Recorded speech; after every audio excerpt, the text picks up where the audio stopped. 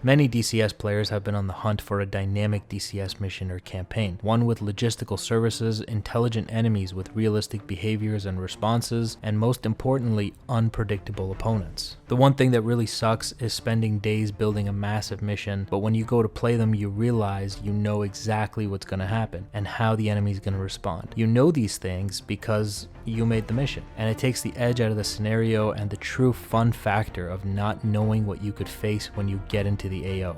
Imagine a mission where you have no idea how the enemy will respond, where every truck you destroy actually hurts or sets the enemy back in one way or another. Well, I was recently approached by a fellow by the name of Pravis, and he said that he had the answer to our problems. This video is about the dynamic campaign he created for DCS.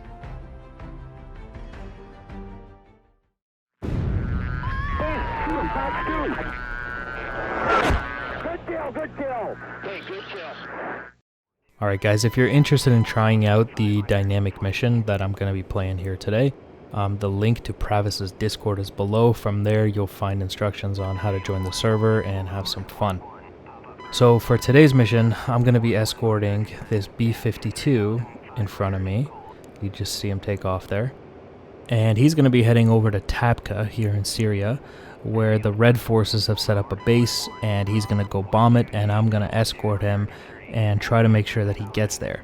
Now, as he takes off and Red realizes what's going on, they're going to scramble all kinds of stuff to try to stop us. So I'm carrying a full loadout of AMRAAMs with the intention of stopping them. Theoretically, I hope I can do it, but I think I'm going to have my hands full. Alright, so we're already getting pinged by a JF-17 about 55 miles off the nose. You can see the B-52 directly beneath me on my left here. We're passing him, and there he is. Nice close-up look. He's still climbing, so I'm just gonna climb and go ahead of him and try to take out this actually it looks like a MiG-31. I thought it was a JF-17. That MiG-31 is going to pose a significant threat. We got some naval assets in the area as well who should help us, at least until we cross this little body of water, at which case we're going to be on our own, and we'll see what happens. Now this AI here, I don't think they've quite figured out what's going on yet, but they've already sent a MiG-31. You can see him in the contrails there, high altitude, about 41 miles off my nose, and he actually foxed on me already. So here's a Fox 3. I mean, that's not going to hit him, but I don't really have any other choice. Now this AI is a little bit more intelligent than the AI you're used to in DCS, so this should present a little bit of a challenge for me. And it's not just like the individual AI is more intelligent, it's like as a collective they're more intelligent. They'll send assets at high altitude, and then they'll have like some Sukhoi 27s with radars off, flying low, and they'll try to catch you, not paying attention, that kind of thing. So this could definitely get interesting. Now what I like most about what Pravis has set up here in this little server is the AI actually responds to things you do. So if we have some helicopter pilots fly over and set up a base near Tacview after we bomb it, Red will try to attack it, and they'll try to you know, get it back and stuff. And if they see that our presence there is really like strong and we're really protecting it, they'll try to hit another point where we're weak, you know. So it's actually really interesting. He's done some really complex coding, and he's almost given Red a brain of their own, which is super interesting. And I played on the server a couple times now. I came to try it out before I made a video, and I have never been challenged by AI in DCS. Not since I was like brand new to the sim. But playing this mission, I definitely do feel a challenge from the AI. Like, you're going to see this, some of these AI actually defeat missiles that I fired that, you know, should definitely hit a player. So it's impressive to see AI understanding these concepts. And again, it's not about the individual AI, it's a collective consciousness and the things that they do in the mission. And it's super interesting. Now, I got a JF-17 off the nose there, and he just dropped off. And I don't know what happened to him. Oh, there he is, he's back. I also got 29 nails. That could be a Sukhoi. More than likely a Sukhoi. But that JF-17 off the nose is going to be a little bit more of a serious problem for me, so we're gonna go and find him. There he is. He's on radar now. Sitting at about 34,000 feet. And so I'm looking good here, just getting up to Mach 1 now. He's 42 miles at 15,000. I'm at 15,000 feet. He's much higher. He's at 34,000. So we're going to have to get a little bit closer. Now I am slightly concerned because you can see on my RWR at my 11 o'clock we have two MiG-29 pings. And that is a little concerning. Now they could be MiG-29s, they could be Sukhois, I don't know. But we'll find out, I guess. It'll be a big problem if they turn off their radars and try to sneak up on me, because I'm going to have my hands full. Now, I think that MiG-31, I think he got hit by the naval assets. They actually took down that thing, which is good, because MiG-31's a big problem.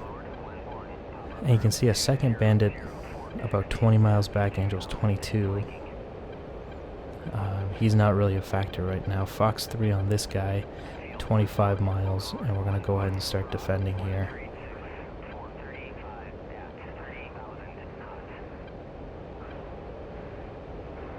And here's another thing, I can't just fire all AMRAAMs I want, you know, there's logistical services here. I only have a certain number of AMRAAMs at the base, and if I want more they have to be flown in. And you know, we need players that are going to play as helicopters and stuff that can bring that stuff in. You know, you can order it based on like credits that you have in the server. It really is a very dynamic campaign, and it's very engaging. It's very well made in my opinion. There's that JF-17 up there at about 34,000 feet he was. And Splash 1. Alright, that's good because he was a priority threat up there. Now that he's gone, let's see if we can get back in here and pick up those MiG-29s maybe. See what the hell's going on with those guys. So if you're interested in like being part of a team and, you know, working with your team towards an objective, somewhere where everyone's needed, helicopter pilots, you know, Harriers, air to ground, air to air, whatever, cap, this server needs just about everything in terms of modules and player roles. Everybody has a thing to do. You can actually pick up pilots that have been shot down and interrogate them, which is quite interesting. And they'll give you intel, like they'll tell you the location of an enemy commander, and then you can go get them, and that'll weaken Red a little bit. So he has some really, really interesting things built in here. And I know he worked on it for 18 months as far as I know. And even ED's been helping him out a little bit where they can. And he's created something really, really special, I think. Definitely worth checking out. Now, we got a bandit off here at 25 miles, right off the nose. Just gonna get a little bit closer to him before we fox.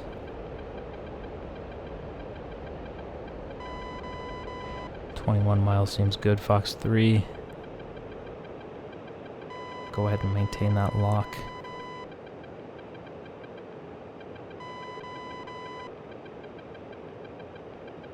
There are these two little dots here. I can't tell what they are. Oh, it's two parachutes. Huh.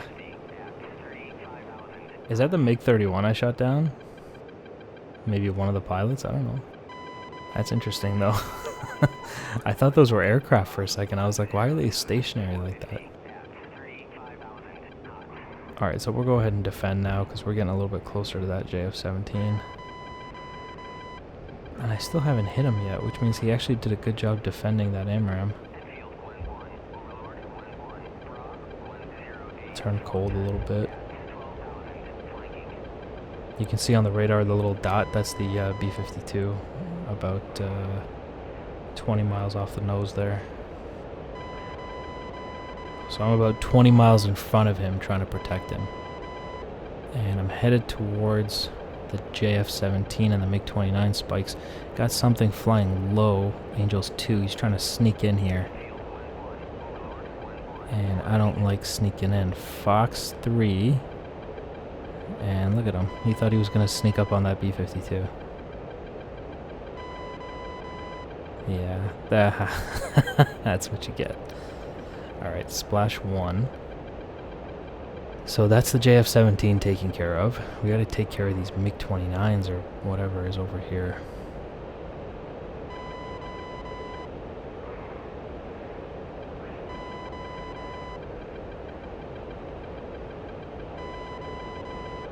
Got him locked up.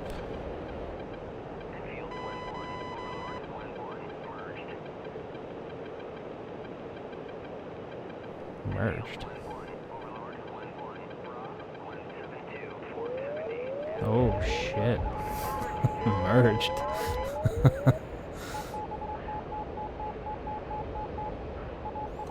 I thought maybe he was seeing like the dead JF-17 that I killed. No, but I'm merged, man. We are running for our life here. I have no idea who shot at me.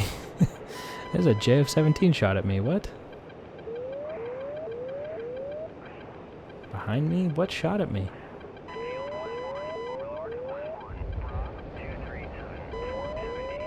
Dude, you see this AI? They're just like sneaking around. They're actually a problem. Okay, I've survived that missile. If it hasn't hit me by now, it's not going to hit me.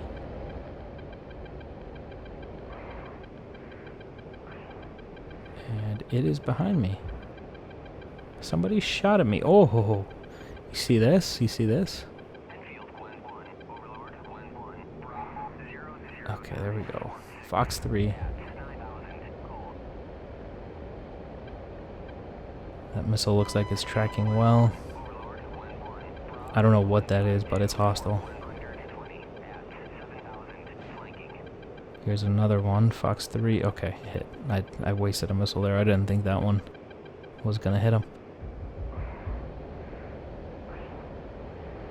Okay, that was a Su-27, so that's good.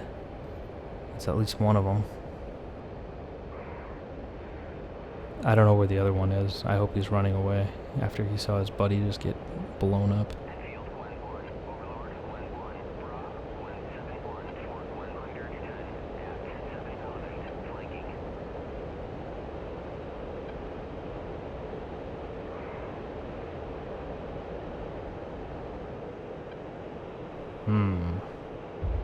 I was a little suspicious about this. Fox 3. Thought there was somebody here. This is probably the other Su-27. So that's a really good example of the vertical scan zone helping you out a little bit. Vertical scan, because sometimes you can't see them, so you just throw on vertical, and if they're within 10 miles, it'll pick them up. So it's very, very useful. I'm gonna keep this guy locked up so that AMRAAM sees him. Bam, splash 1, JF-17. Okay, that is a whole lot of bandits we've killed so far. And I got another Jeff ping behind me. They're everywhere. Red just sent absolutely everything they had over here. And this is what I'm talking about when I say they respond to threats. You know, they see that B-52 and they see an F-15 and it's killing a lot of planes, and they're like, okay, that we have to take care of that issue. So they're sending just about everything they got over here. And I'm still looking for bandits with this vertical lock mode, just to make sure I'm not going to get jumped from a certain direction. Okay, that lock there, that should be the B-52. The X on the HUD, on the box, that indicates a friendly, so that obviously means don't shoot. And that's a little IFF lesson for people on servers who are still killing people in the F-15, killing friendlies. The X means don't shoot.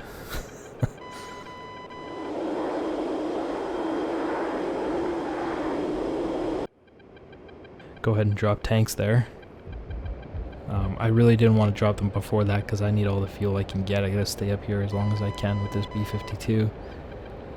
And so you can see we have a JF-17 right off the nose here on my RWR. It's the only other threat remaining, I believe. And I just picked him up on radar, switched to TWS, lock him up at 22 miles. Or sorry, Angel's 22, 16 miles. See that B-52 right in front of me. He's crossing, and I don't want to shoot until he's out of the way. Fox 3, this is going to be a tight one because that JF-17 is definitely close enough to hit that B-52. Oh shit, he got hit. And I have something out on me. Oh no, he looks okay. He's not going down, but he is messed up. And I think this mission just got scrapped. That JF-17 just hit that. They can't keep going. Half the engines are out. Yeah, he's smoking real good. Alright, we gotta go take care of this JF-17 before he can finish the job on our B-52.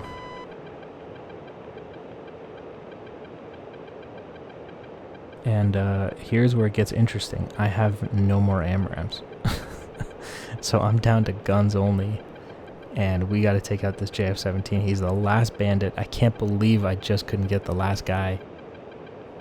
Once we take him out, we're gonna go ahead and escort our B-52 back to a base here.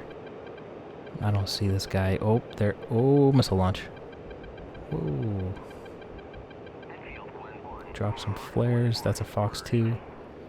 We're merged. I can see him visually. We'll go to vertical mode. Locked.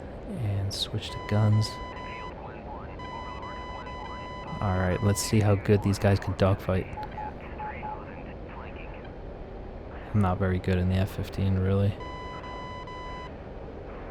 And I don't have a lot of fuel left. This is concerning.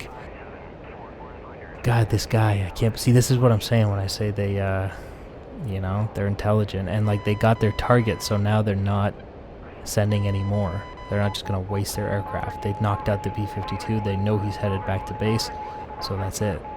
They accomplished their mission, and they protected their forces at Tapka. So that's a problem. I think they got really interested in it when they saw the B-52 heading towards Tapka. I think they realized what was going on.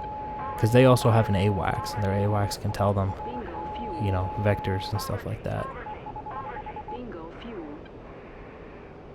Alright, we're just about there with this JF-17 now.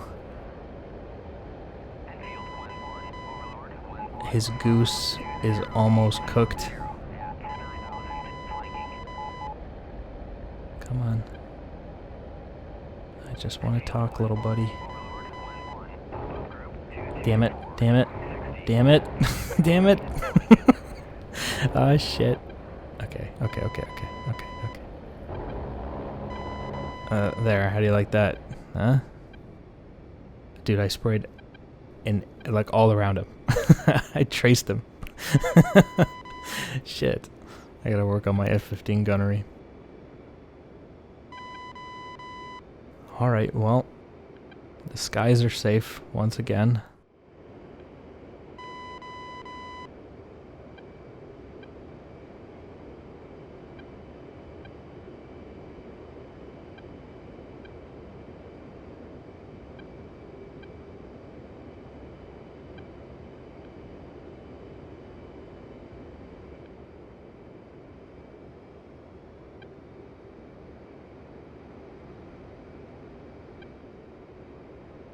Alright, well, we've escorted our B-52 friend back to Turkey, and he's gonna try to land here. I feel so bad, man. He almost didn't make it back. There's a lot of guys on that plane. It's cutting it close. And, alright, looks like he's gonna make it. I just hope he doesn't die on landing. That would be a real shame. Also, because I am bingo fuel, I need that runway as well. So it would be real nice if he didn't crater it. Yeah, this guy knows what he's doing. Nice, smooth touchdown. His whole right side is on fire, though. Look at those engines. They're just flaming out. Alright, good landing from him. And I'm going to go ahead and go around, and I'll be coming in for my landing.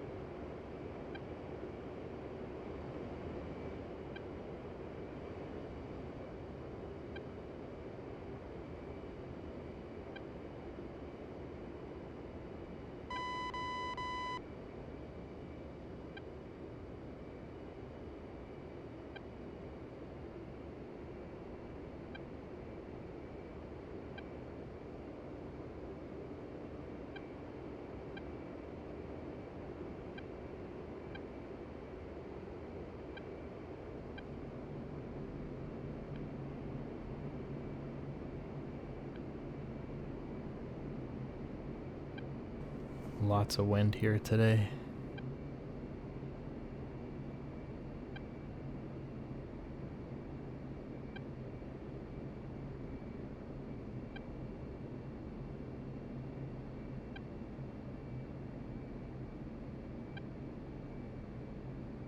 And touchdown.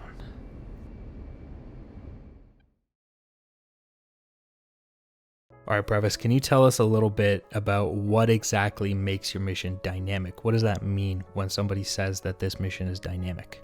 It means a lot to a lot of people, that doesn't it? But nothing in this mission is scripted. It is all what you might call decided at runtime. So the core of the mission, it's PvE, red versus blue. The goal is a country. The first one to own the country wins. The Red 4 AI model, or a custom AI model that I've designed from the ground up. It's called a goal-oriented action planning model. Basically means Red have a set of goals. I've given them a set of tools. That tool set grows all the time as we develop and move forward, and they are constrained by a set of rules that I define for them. The database is huge, and they can just go ahead and do whatever they want. I don't tell them to do anything. They read the state of the battlefield. They've got a number of tools to understand where they're strong and where they're weak, where they need to concentrate on defense-wise, and they will watch the blue side, which is all humans, like a hawk. Once they get an opportunity, they will take it straight away to take a base off or invade a base that they own. Okay, can you tell us a little bit about how your mission is persistent, and what does that mean exactly? Oh well, mate, you just switch off and switch back on, and it's pretty much exactly the same. There's only you leave, your score you will be the same. You come in. This mission is built to be a team effort. Okay, we need everyone in every role. All the helo pilots are really important. All the cast pilots, all the cap pilots, and all the people who are willing to go and pick up some AMRAAMs from somewhere else and bring them here because we need them here because we ran out. Everything is the same when you put it back on. So if that guy has just spent 3 hours bringing AMRAAMs over there, it's the same when you switch back on. Okay, awesome. So if I take Tabka today and then I go to bed and blue team keeps playing and I wake up 8 hours later and they manage to hold Tabka, when I come back in the server, Tabka will still be ours and I can pick up right where we left off. Absolutely. And if you don't hold Tabka and you have spent 5 hours whittling down their forces there, they're more than likely going to be in the same position. But they are intelligent and they might move, but they won't be any more there unless they've made some cargo planes fly there with some armor. But yeah, be exactly the same. All right, man, what makes your red AI intelligent? How do they make decisions? Well, ultimately they are AI, but try to make them as sort of human-like as possible. They'll make decisions based on how they can progress forward, how they can fuck you up best. Makes you feel like your death just then was the best death you've ever had in DCS. They are, on a strategic level, a really wide level, there is tons and tons of code that I'm not going to talk about because I'll be here for hours. But they are also nuanced enough to split up if there's only one of you, and one of you will come at you and keep your attention while the other one sits right on the deck, going radio silent, just in case his mate doesn't make it, and then he'll pop up and he'll shoot you in the ass, and you'll be like, where did he come from? All right, Pravis, can you tell us about your inventory system? What does it mean for the player? Mate, that AI, I love that AI, and I will talk about that all day. This inventory system I've been working on for 12 months. Seriously, for 12 months, and sometimes like 2 months I've just gone off and no one's seen me because I thought I've achieved it twice. The state of play of the game will change completely. Like everything on the ground will matter, everything in the air will matter, because weapons are being made. They're being stored in warehouses and they're being picked up and moved. If you don't have AMRAAMs at a base now in my mission, I've got a warehousing system and you can request some AMRAAMs, but they have to come on an AI airframe and they have to fly to you and land. And think about when you run out of AMRAAMs at Aleppo and Red 4 are really, really pushing, but there's something in Sirlik, but it's a long flight, and you can only carry 8. What about sending your helos up there to pick up a box of 200 AMRAAMs to bring them down here because they've just been created by all the resources that you've been saving up. It'll be amazing. And likewise, you know, Red 4 moving bloody guidance systems around in trucks, and you get to know about it through your intelligence system, which we haven't even spoke about. And you get to go and blow that up and stop them from doing things for the next 25-30 minutes. It'll change everything. Are you saying that if I can find a red truck on the ground and I can bomb him, he may have been carrying the guidance for the AMRAAM, so I may have just set red back about 25-30 minutes and getting new missiles? Maybe more, mate. If I simulate the mission before I run it on a Saturday, so any new code, I'll simulate the mission. Sometimes I simulate it overnight and see where they get to. They operate at a fairly slowish pace. To get to the next base, given no resistance, takes about 2 hours, so it might be longer than 25 minutes, to be honest. But yeah, when this system is in, if you see something moving on the ground, it's moving something. It's not just moving on the ground. It will be doing something, and you'll put them back. So what kind of missions are available in this, I guess you could say, dynamic campaign or war or battle that you've created? Give us a quick list of things that people can do when they get on there. Holy crap, everything. We need everything. Absolutely everything. You can sit in the GCI slot, tactical commander slot. You can be combined arms. You can move our blue troops around. You can be search and rescue helo pilot. You can be a logistics helo pilot. You can build things. You can do cap, obviously. We always need cap. Much cap. F-14s are very much in demand right now in my mission. You can do CAS. Obviously, the A-10C came out. Everybody wants to fly it, but someone's got to do cap because everyone will die if no one does cap. Everything. Mate, everyone is needed to do every role here. There's so much here that people forget that there is other things they can do to help themselves, like Reaper drone strikes or sending a B-52, escorting it to a location where it will drop the mother of all bombs. Mate, this is not a scripted mission. You don't get a PDF telling you what's going to happen and when it's going to happen, and you must, at 7:42, this is when you will leave. You've got to go in there and you've got to be prepared to change and be flexible and change roles. Otherwise, they'll win. Right. So if I join the server and I like my Huey module, I can hop in that and I can do search and rescue. I can bring some AMRAAMs over from another base, help the team out, that kind of thing, right? Yes. AMRAAMs not in a helicopter at the moment. You can put them on fixed wing.